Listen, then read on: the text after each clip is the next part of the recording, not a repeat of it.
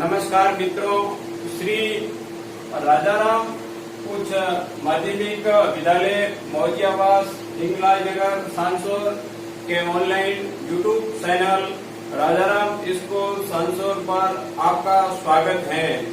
मित्रों, मैं प्रवीण कुमार सुतार आज कक्षा 12th भूगोल विषय को लेके आपके सामने प्रस्तुत हुआ हूँ। मित्रों, आज का अपना जो पहला टॉपिक रहेगा भारत जनसंख्या वितरण घनत्व एवं वृद्धि।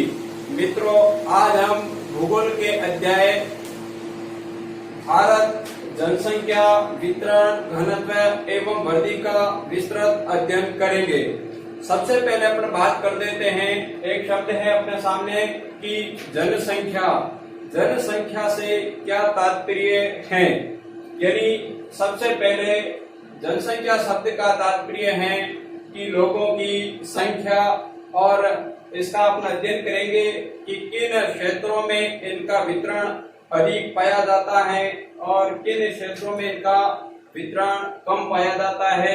तो सबसे पहले अपन बात कर देते हैं कि जनसंख्या क्या है और भारत में जनसंख्या के आंकड़े कब से एकत्रित किए जाने प्रारंभ किए थे और भारतीय संविधान में कौन कौन से स्थानों पर इनका उल्लेख हुआ है। सबसे पहले मित्रों देख लेते हैं, एक शब्द है जनगणना और सेकंड शब्द है जनसंख्या। ठीक है ना, जनगणना और जनसंख्या। मित्रों, यह दोनों शब्दों का अर्थ है, सबसे पहला है जनसंख्या। जन का तात्पर्य है लोग और संख्या यानी लोगों की संख्या कितनी है। सेकंड शब्द है जनगणना। क्या है? जनगणना यानी यहाँ पर अपना बात करेंगे कि लोग कितने हैं। जनगणना यानी लोगों की संख्या एक निश्चित अंतराल पर ज्ञात की जाती है, उनको काउंट किया जाता है, उसको अपन क्या कहते हैं? जनगणना। तो ध्यान रहे मित्रों, दोनों जनगणना शब्द अलग है और जनसंख्या अलग है। तो यहाँ पर बात करते हैं कि भारतीय संविधान में जनगणना है वो संघीय सूची में है। मित्रों, ध्यान रहे कि भारतीय संविधान में विषय है उसको 3 पार्टों में विभाजित किया गया है। कितने पार्टों में विभाजित किया गया है? 3 पार्टों के अंतर्गत। यानी मान लीजिए अपने देखते हैं, पहले विषय है वो राज्य सूची में है। कौन से विषय है? राज्य सूची में। और सेकंड प्रकार के विषय हैं वो केंद्र या संघ कह सकते हैं, संघ सूची, केंद्र या संघ सूची। और तीसरे प्रकार के जो विषय है वो है समवर्ती। कौन से विषय है? समवर्ती सूची के विषय। ठीक है, ध्यान रहे आपको कि राज्य सूची के विषय, संघ सूची के विषय और तीसरे है समवर्ती सूची के विषय। तो यहाँ पर राज्य सूची के विषय होते हैं, उन पर संपूर्ण अधिकार होता है और राज्य सरकार का होता है। और संघ सूची के जो विषय होते हैं उन पर अधिकार है वो केंद्रीय सरकार या संघ सरकार का होता है। और तीसरे प्रकार के जो विषय हैं समवर्ती सूची। समवर्ती सूची पर मित्रों यानी केंद्र व राज्य दोनों सरकारों के अधिकार होते हैं या दोनों सरकार इस पर कानून बना सकती है। याद रहे कि यहाँ पर जो विवाद की स्थिति होती है उस समय केंद्र के द्वारा बनाए गए कानून हैं वो मान्य होते हैं। तो आगे अपन देखते हैं कि एक शब्द है जनगणना और एक शब्द है जनसंख्या। यहाँ पर जनगणना शब्द है वो भारत के संविधान में संघीय सूची के अंतर्गत शामिल है। यानी ये सब जनगणना संघ सूची का है, यानी जनगणना से संबंधित संपूर्ण कानून है वो केवल केंद्र यानी संघ सरकार बना सकती है। सेकंड है जनसंख्या। मित्रों, ध्यान रहे कि जनसंख्या है वो पहले संघ सूची के अंतर्गत था। यानी जनसंख्या जो शब्द है या जनसंख्या है ये पहले भारतीय संविधान के अनुच्छेद में यानी संघ सूची में यह शामिल था। और उसके बाद ध्यान रहे कि सन 1976 में संविधान संशोधन, ठीक है, मूल संविधान की अगर बात की जाती है तो यह संधि सूची में था और 1976 के संविधान संशोधन के द्वारा समवर्ती सूची में इसको डाल दिया गया था। तो प्रश्न आ सकता है मित्रों कि वर्तमान में जनसंख्या शब्द है वो कौन सी सूची का विषय है, तो ध्यान रखना है, उसको व्यवस्थित लिखना है कि सन 1976 के संविधान संशोधन के द्वारा इसे समवर्ती सूची में डाल दिया गया था। समवर्ती सूची का मतलब है कि राज्य एवं केंद्र इस पर दोनों कानून बना सकती हैं और यहाँ पर केंद्र व राज्य दोनों क्या करेंगे, शिक्षा व स्वास्थ्य पर ध्यान देंगे। ध्यान रखना, इसीलिए इसको समवर्ती सूची के अंतर्गत डाला गया है ताकि केंद्र व राज्य दोनों इस पर कार्य कर सकते हैं। उसके बाद आगे देखते हैं जनगणना। जनगणना संघीय सूची का विषय है और अनुच्छेद 246, ध्यान रखना, भारतीय संविधान के अनुच्छेद 246 के अंतर्गत संविधान की 7वीं अनुसूची में 69वें क्रम पर जनगणना को रखा हुआ है।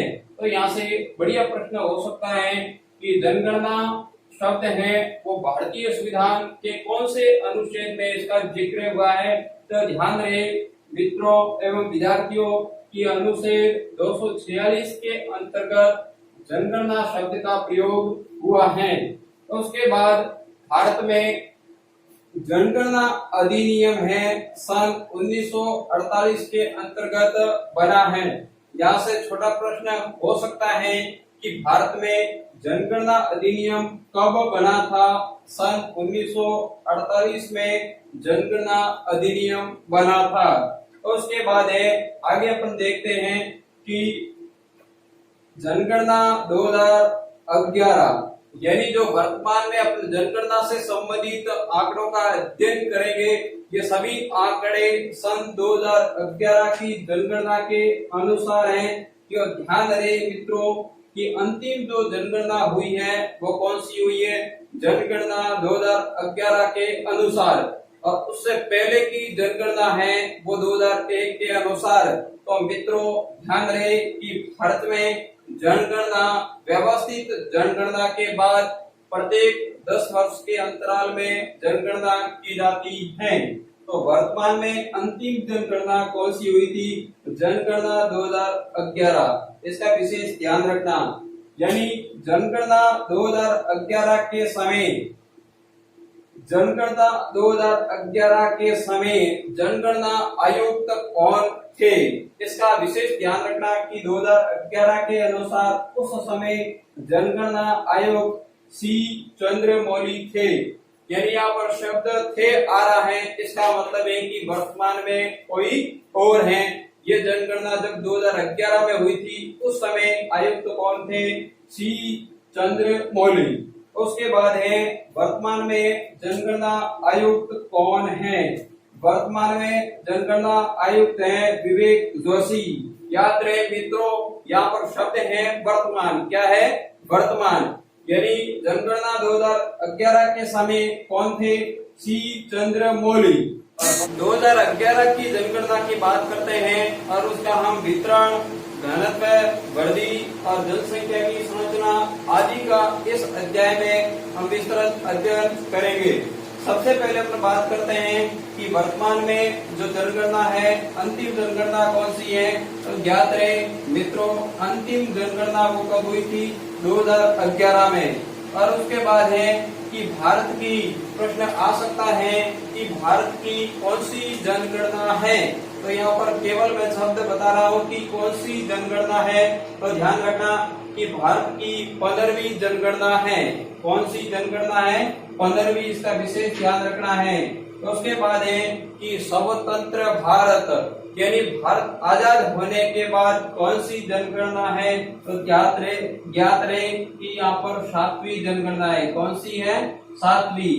यानी भारत की कौन सी है, 15वीं। स्वतंत्र भारत की कौन सी है, 7वीं जनगणना, इसका विशेष ध्यान रखना। उसके बाद जनगणना से संबंधित बात करते हैं कि जनगणना की शुरुआत कब से हुई थी। तो यानी हमें प्राचीन उल्लेख है प्राप्त होते हैं कौटिल्य के अर्थशास्त्र से। तो ज्ञात है मित्रों, बढ़िया प्रश्न हो सकता है कि जनगणना के प्राचीन आंकड़े कहां से उपलब्ध होते हैं। तो जनगणना के संबंधित प्राचीन आंकड़े कौटिल्य की अर्थशास्त्र पुस्तक से प्राप्त होते हैं। उसके बाद है कि भारत में प्रथम असमकालीन जनगणना कब हुई थी। यहाँ पर शब्द है असमकालीन, यानी उस समय जनगणना कुछ क्षेत्रों पर ही हुई थी। तो यानी असमकालीन भारत की जनगणना है वो सन 1872 ईस्वी में और लॉर्ड मेयो के काल में हुई थी। यहाँ पर विशेष ध्यान रखना, मैंने असमकालीन का। उसके बाद है अगली है कि भारत की समकालीन जनगणना कब हुई थी। तो ज्ञात रहे मित्रों, भारत की समकालीन या व्यवस्थित जनगणना सन 1881 ईस्वी में लॉर्ड रिपन के काल में प्रारंभ हुई थी। यानी प्रश्न यहाँ से दो प्रकार के बन सकते हैं कि भारत की सर्वप्रथम जनगणना कब हुई थी। तो ध्यान रहे कि सर्वप्रथम जनगणना है वो 1872 ईस्वी में लॉर्ड मेयो के काल में हुई थी। सेकंड प्रश्न है कि व्यवस्थित जनगणना कब हुई थी। तो ज्ञात रहे कि सन 1881, और इसमें एक शब्द है दशकीय। क्या है? दशकीय। ठीक है, दशकीय शब्द है, या आप कह सकते हो 10 बरस। क्या कह सकते हो? 10 बरस। यानी सन 1881 के बाद निरंतर 10 वर्षों के अंतराल में भारत में जनगणना का कार्य होता है। तो यानी वर्तमान में जो जनगणना है वो 10 वर्षों के अंतराल में काउंट की जाती है। यानी 2001 के बाद अंतिम जनगणना 2011 में 15वीं जनगणना हुई थी। उसके बाद है कि भारत की प्रथम समकालीन जनगणना 1881 में हुई थी। उस समय जनगणना आयुक्त कौन थे? उस समय जनगणना आयुक्त W क्लावेन थे। ज्ञात रहे मित्रों, प्रश्न बढ़िया हो सकता है। वर्तमान में कौन है? वर्तमान में जनगणना आयुक्त विवेक जोशी हैं। 2011 के समय कौन थे? चंद्रमौली थे। नेक्स्ट अपना बात करते हैं भारत की जनगणना 2011 के अनुसार भारत का विश्व में कौन सा स्थान है और इसमें जनसंख्या कुल कितनी है, किन राज्यों की जनसंख्या अधिक है। करते हैं आगे कि भारत में जनसंख्या का वितरण। तो यह ज्ञात है, एक बार और मैं जनसंख्या की परिभाषा बता देता हूँ कि किसी निश्चित समय और निश्चित क्षेत्र में लोगों की संख्या को क्या कहते हैं? जनसंख्या। यानी कोई निश्चित क्षेत्र होना चाहिए और निश्चित समय होना चाहिए और उसमें जो लोग निवास करते हैं उसको अपने क्या कहते हैं? जनसंख्या। तो सबसे पहला अपना टॉपिक था कि भारत में जनसंख्या वितरण। तो यहाँ पर ध्यान रहे कि विश्व के अंतर्गत अगर अपना भारत की जनगणना 2011 के आंकड़ों की तुलना करते हैं तो ज्ञात होता है कि संपूर्ण विश्व में भारत का क्षेत्रफल की दृष्टि से स्थान है वो कौन सा है। यानी क्षेत्रफल की दृष्टि से विश्व में भारत का 7वां स्थान है। यानी मान लीजिए कि संपूर्ण विश्व की 100% भूमि, कितनी प्रतिशत भूमि है? 100% भूमि है। और उस 100% में से भारत में जो पार्ट है, भारत का जो क्षेत्रफल से स्थान है वो 2.4% है।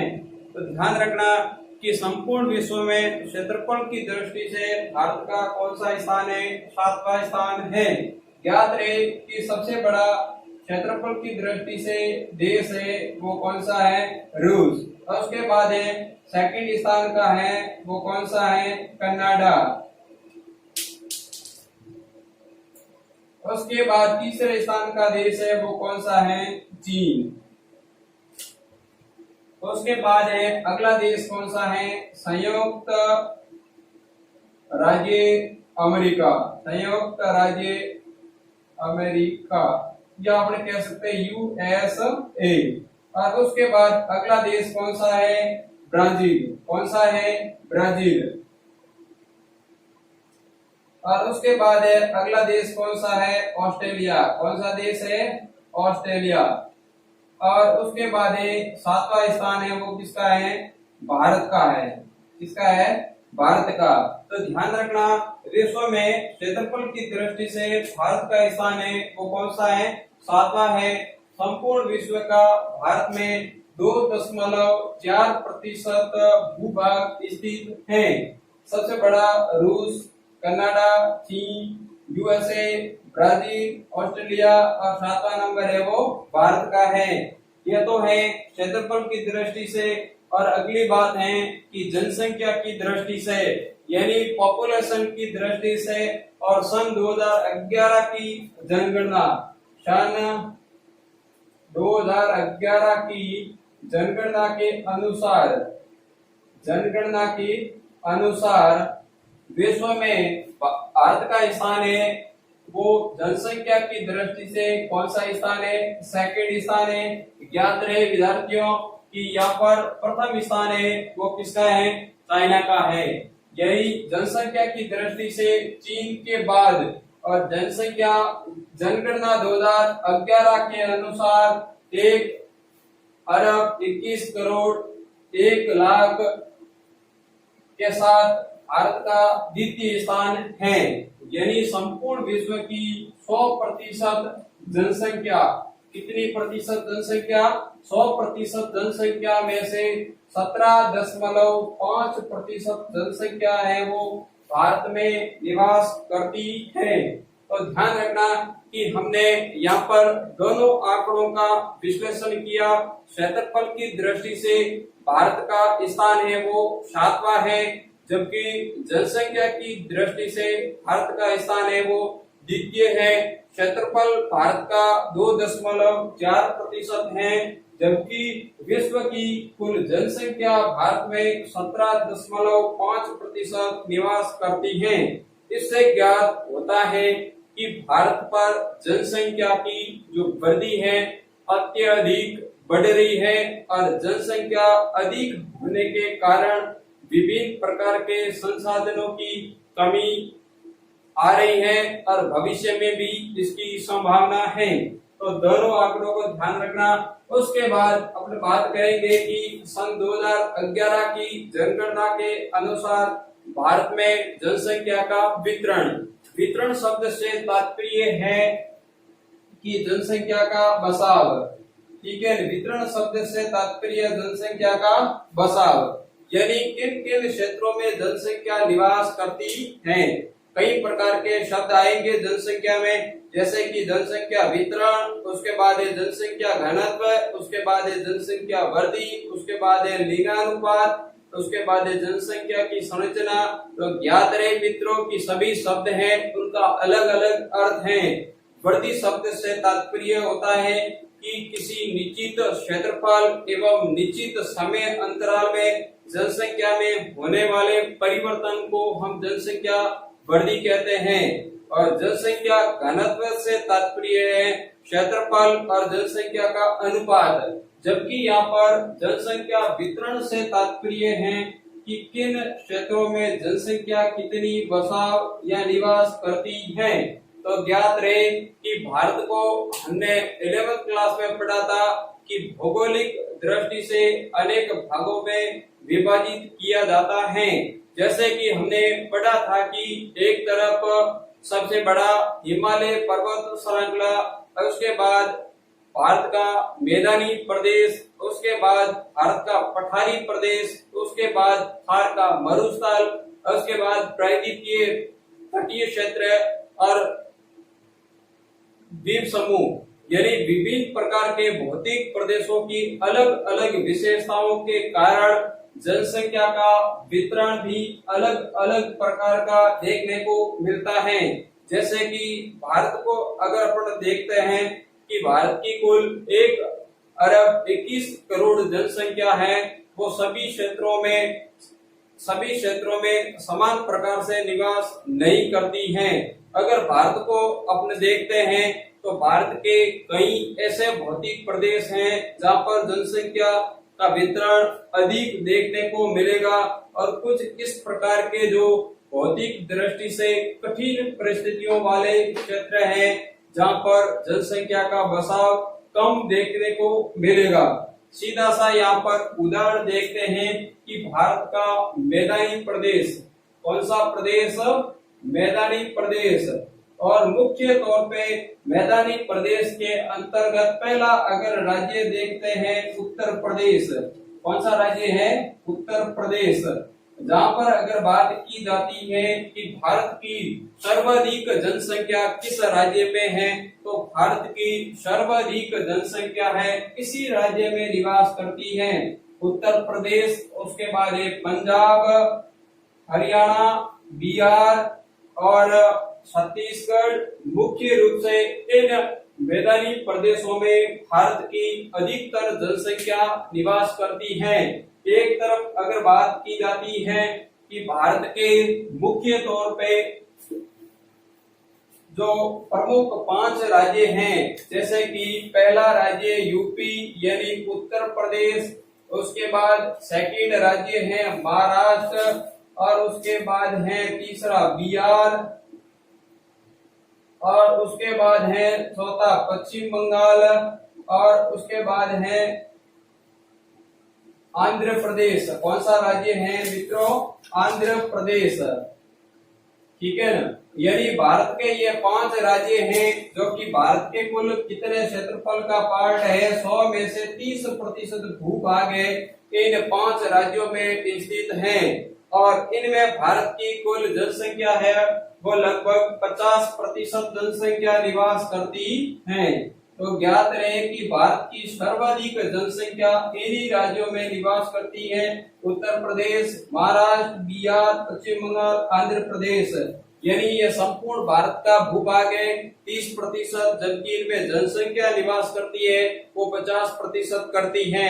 एक और भारत के पूर्वोत्तर राज्य जो कि हिमालय पर्वत श्रृंखला पर स्थित हैं और उन्हीं पूर्वोत्तर राज्य में भारत की 10 राज्यों में केवल 4% जनसंख्या निवास करती है।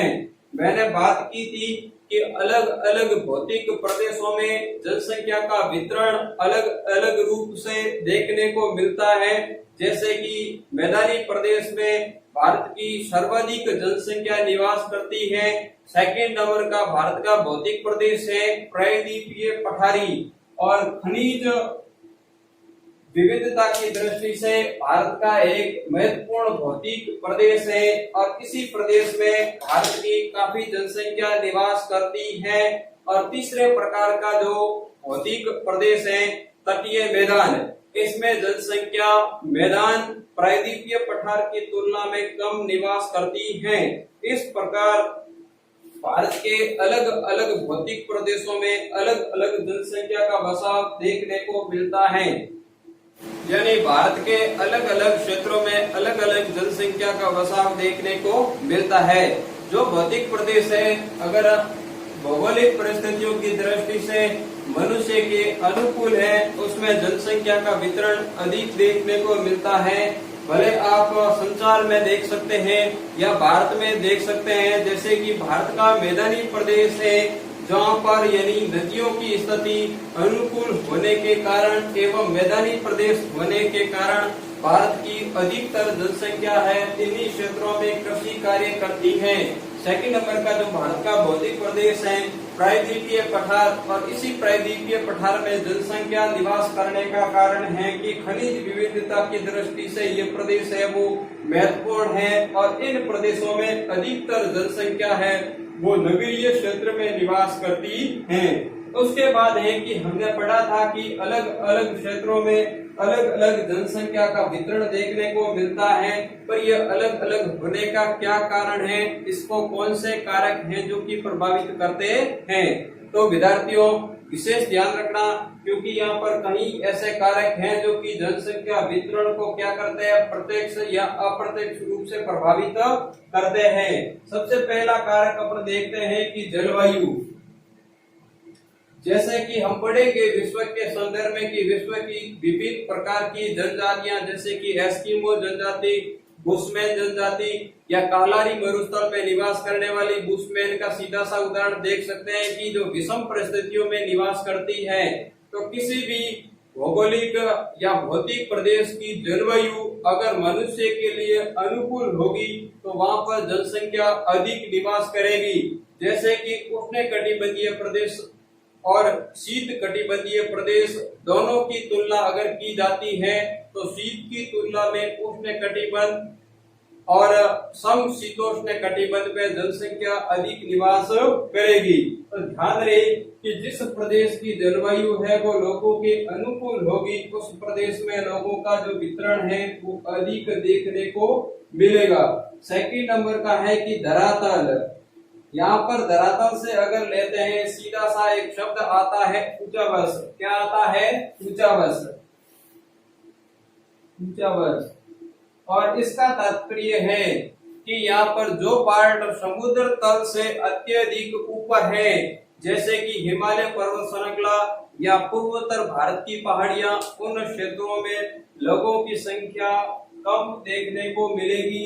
इसके पीछे कई कारण हैं, जैसे कि विषम परिस्थितियां होगी, वहां पर लोगों के परिवहन के साधन या कृषि योग्य भूमि उपलब्ध नहीं होगी। और जो क्षेत्र है या जिन क्षेत्रों का धरातल समतल होगा, जैसे उदाहरण लेते हैं भारत का मैदानी प्रदेश। भारत का मैदानी प्रदेश एवं प्रायद्वीपीय पठारी प्रदेश है, वहां पर समतल होने के कारण भारत की अधिकतर जनसंख्या है इन्हीं प्रदेशों में निवास करती है। तीसरा उदाहरण देखते हैं, जैसे कि थार का मरुस्थल। थार का मरुस्थल। थार का मरुस्थल है, यहाँ पर उपजाऊ भूमि कम होने के कारण जनसंख्या है वो कम निवास करती है और वहाँ पर जलवायु का कारक भी प्रभावित करता है। अगला कारक है कि जल प्राप्ति क्षेत्र। मुख्य रूप से आपने विश्व की विभिन्न प्रकार की सभ्यताओं का अध्ययन कई छोटी कक्षाओं में किया होगा, जैसे कि सिंधु सभ्यता, मोहनजोदड़ो, या उदाहरण देख सकते हैं आप मेसोपोटामिया की सभ्यता। विभिन्न सभ्यताओं का उद्गम स्थल है वो नदियों के किनारे ही हुआ था। इसका सीधा सा कारण है कि मुख्य रूप से जिन क्षेत्रों में जल की प्राप्ति होती है, नदियों से हो सकती है, उन क्षेत्रों में जनसंख्या अधिक निवास करेगी, क्योंकि मुख्य तौर पे उसको दैनिक आवश्यकता एवं कृषि योग्य जल प्राप्त होने के कारण उन क्षेत्रों में जनसंख्या अधिक निवास करेगी। उसके बाद है अगला कारक है खनिज संसाधन। यहाँ पर खनिज संसाधन, यानी भारत का उदाहरण देख सकते हैं कि विषम परिस्थितियां होने के कारण फिर भी यदि भारत का जो प्रायद्वीपीय पठार है यहाँ पर जनसंख्या निवास करती है, इसका मुख्यतः कारक है कि उन क्षेत्रों में खनिज उपलब्ध होने के कारण वहां पर लोग मुख्य रूप से आर्थिक गतिविधियों से जुड़े हुए हैं। मैं एक सीधा सा आपको उदाहरण बता देता हूँ कि विश्व का मुख्य रूप से सर्वाधिक तांबा उत्पादक क्षेत्र है चिली, और वहां पर कठिन परिस्थितियां होने के बावजूद भी जनसंख्या अधिक निवास करती है। उसका सीधा कारण है कि वहां पर तांबा खनिज संसाधन के रूप में उपलब्ध होने के कारण जनसंख्या निवास करती है। अगला कारक है सामाजिक एवं मनोवैज्ञानिक कारक। किसी स्थान की जो सामाजिक रीति रिवाज है या मानसिक रूप से व्यक्ति अगर तैयार है तो उस क्षेत्रों में उन क्षेत्रों में लोग अधिक संख्या में निवास करेंगे, और जिन क्षेत्रों के सामाजिक रीति रिवाज है, कठिन परिस्थितियां है या कठिन प्रकार के हैं, उन क्षेत्रों में लोगों का वितरण है वो कम देखने को मिलेगा। अगला कारक है राजनीतिक व आर्थिक कारक। बड़े तौर पे अगर मैं सीधा सा भारत का उदाहरण लेता हूँ कि भारत का पहले जम्मू एवं कश्मीर, जम्मू कश्मीर के अंतर्गत यानी यहाँ पर राजनीतिक स्थितियां विभिन्न समय समय पर अस्थिर होने के कारण वहां पर लोगों की संख्या कम देखने को मिलती है, या जिन क्षेत्रों में आर्थिक गतिविधियां अधिक होगी उन क्षेत्रों में लोगों की संख्या अधिक निवास देखने को मिलेगी। और जो क्षेत्र राजनीतिक दृष्टि से स्थिर हैं, उन क्षेत्रों में लोगों की संख्या अधिक पाई जाती है। तो यानी भारत की जनसंख्या वितरण को प्रभावित करने वाले मुख्य रूप से ये कारक थे, जो कि भारत के अलग अलग क्षेत्रों में अलग अलग जनसंख्या वितरण देखने को मिलते हैं, उसके मुख्य रूप से ये कारक हैं। तो उसके बाद अगर हम बात करते हैं कि भारत के किन किन राज्यों का जनसंख्या वितरण अधिक देखने को मिलता है, तो सबसे पहले अपन बात करते हैं कि इन राज्यों का जनसंख्या वितरण है वो अधिक पाया जाता है। यानी हम आगे बात कर रहे थे कि जनसंख्या का वितरण, तो विद्यार्थियों एवं मित्रों अपने भारत का मानचित्र की सहायता से अगर जनसंख्या वितरण का अध्ययन करेंगे कि किन क्षेत्रों में जनसंख्या अधिक निवास करती है, तो काफी आसानी से याद हो जाएगा। अपन बात करते हैं कि जनसंख्या का स्थानीय वितरण, और जनसंख्या का स्थानीय वितरण है वो जनगणना 2011 के अनुसार है कि भारत में जनगणना 2011 के अनुसार किन क्षेत्रों में जनसंख्या का वितरण अधिक देखने को मिलता है। तो अपने भारत के मानचित्र में हम यहाँ पर संकेत की सहायता से, यानी मैंने यहाँ पर संकेत बनाया है और उस संकेत में मैंने जनसंख्या के क्षेत्र को 3 भागों में विभाजित किया है। 3 भागों के अंतर्गत सबसे पहला भाग है सघन जनसंख्या के क्षेत्र, और सेकंड है मध्यम जनसंख्या के क्षेत्र, और तीसरा जो जनसंख्या का क्षेत्र है वो निम्न जनसंख्या का क्षेत्र। विद्यार्थियों यहाँ पर हम मानचित्र की सहायता से समझ सकते हैं कि सबसे पहला मैं आपको बताता हूँ कि सघन जनसंख्या के क्षेत्र, जिसमें मैंने लाल स्याही का इंडेक्स में प्रयोग किया है, आप मानचित्र में देख सकते हैं कि मुख्य रूप से पंजाब, हरियाणा, बिहार, उत्तर प्रदेश और भारत के प्रमुख तटवर्ती मैदानी प्रदेश, याद रहे कि मैदानी प्रदेश, तटीय मैदानी प्रदेश, पूर्व की तरफ पश्चिम की तरफ दोनों तटीय मैदानी प्रदेश, और भारत का जो उत्तर का विशाल मैदानी प्रदेश है, समतल होने के कारण यहाँ पर कृषि अत्यधिक मात्रा में की जाती है।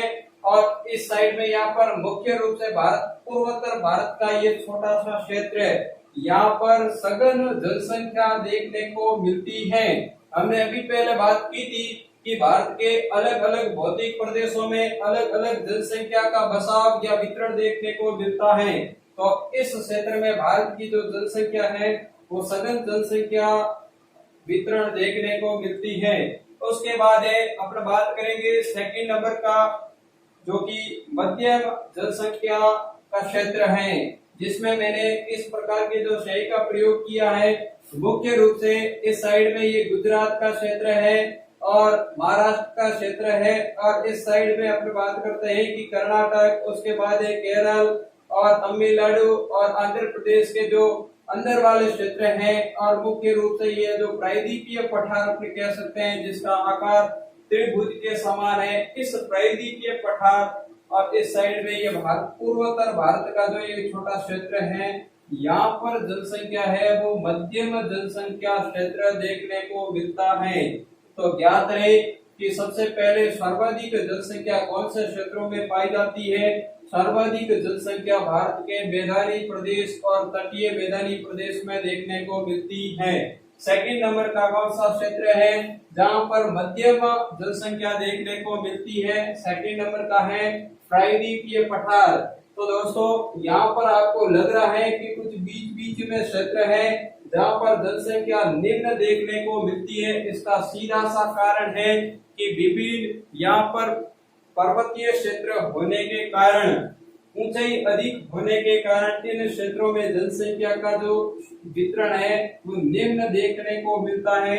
और यहाँ पर मुख्य रूप से ये रॉयल सीमा क्षेत्र, जिसे अपना 11वीं कक्षा में पढ़ चुके हैं, वृष्टि छाया प्रदेश, यदि यहाँ पर वर्षा की मात्रा अत्यधिक कम होती है, इस क्षेत्र में भी निम्न जनसंख्या देखने को मिलती है।